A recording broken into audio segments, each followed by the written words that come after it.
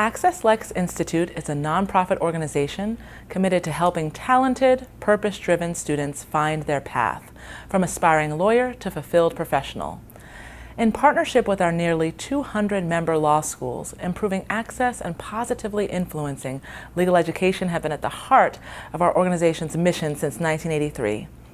We have a DC office where we do public policy, advocacy work, fund research, and analyze data related to legal education, and a field team that travels around the country delivering financial literacy information at law schools and undergraduate institutions. We're a nonprofit, and everything we do is free to you. My name is Rachel Patterson, and I'm the Director of Programs for Diversity at Access Lex.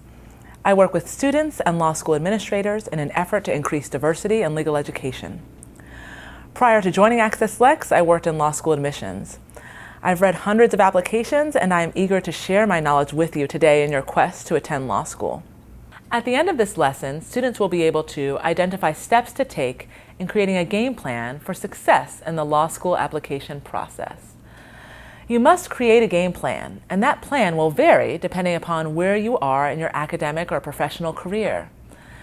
Some of you listening to this presentation may be college freshmen or sophomores, and you may be wondering, well, what can I do to prepare for law school? The best thing that you can do to help yourself prepare for law school right now is to get the best grades you possibly can. You are relatively early in your academic career, and you have the ability to make a real shift. Take a look at your current GPA and create a goal for yourself. For example, let's say we have a student named David, and he just finished his freshman year of college, and he has a 3.0 GPA. David wants to graduate with a 3.5. Is this possible? Yes. But David will need to have a 3.7 GPA for his remaining 6 semesters in order to make that possible. Identify academic support staff on campus who can help you.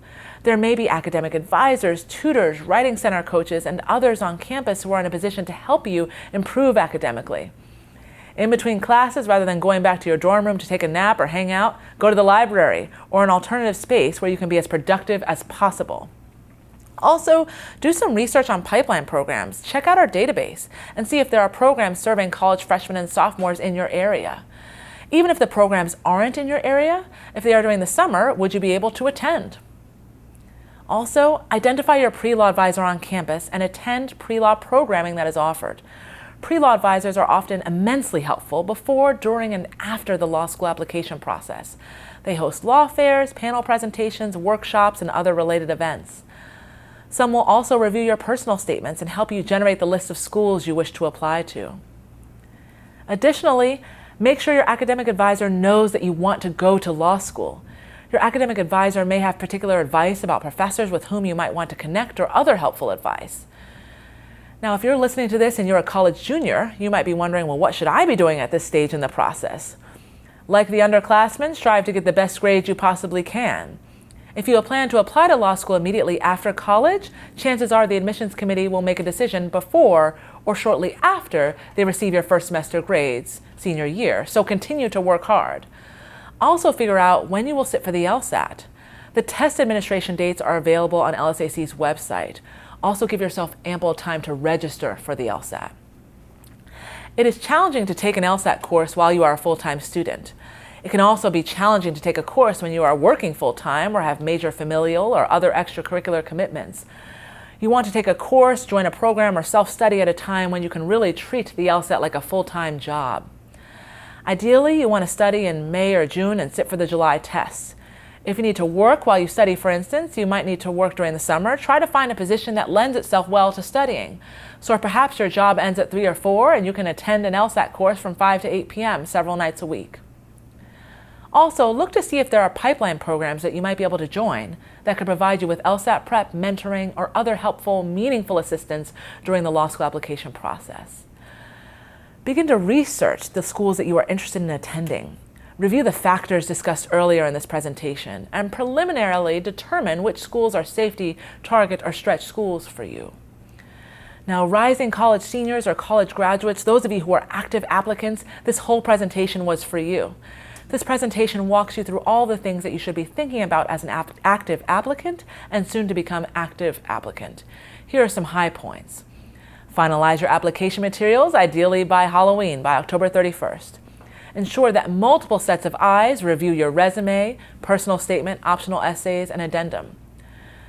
Now, some of you may be active applicants who are listening to this presentation after October 31st and might be wondering, am I doomed? The answer is no. Can you still be admitted to law schools? Yes, but try to submit your application sooner rather than later. Also, remember there is a place on the application where you can request a hold. It is important to remember to control the controllables. In terms of grades, for those of you who are active applicants, you only have 1 to 2 semesters left and your GPA likely will not change much. Continue to strive to get the best grades you possibly can. While your GPA is pretty close to being set, law schools do like to see a positive trajectory. Keep pushing. You may still be able to control your standardized test score. Give yourself ample time to prepare for the LSAT or GRE. Right now, you might be feeling nervous, overwhelmed, or fearful. And if so, know that that's completely normal. The law school application process can be challenging at times. And in this series, you learned a wealth of information, some of which you may not have already known. I find this quote from Michael Jordan to be helpful during challenging times. If you're trying to achieve, there will be roadblocks. I've had them. Everybody has had them. But obstacles don't have to stop you. If you run into a wall, don't turn around and give up. Figure out how to climb it, go through it, or work around it. There are going to be roadblocks and challenges along the way in this process. For example, you may not receive your ideal LSAT score the first time around, or you may not be admitted to your dream law school. And when this happens, you may begin to doubt yourself. You may begin to wonder, am I enough? Do I have what it takes to get into law school? And when those thoughts creep into your mind, I want you to remember this question, why not you? I encourage you to stay the course. Don't give up. Figure out how to overcome the challenges and use your support system, which may include family, friends, pre-law advisors, academic advisors, and professors to guide you. Thank you for watching this presentation. We hope that you'll watch all of the videos in this series. And if you have any additional questions, please reach out to us at diversity@accesslex.org.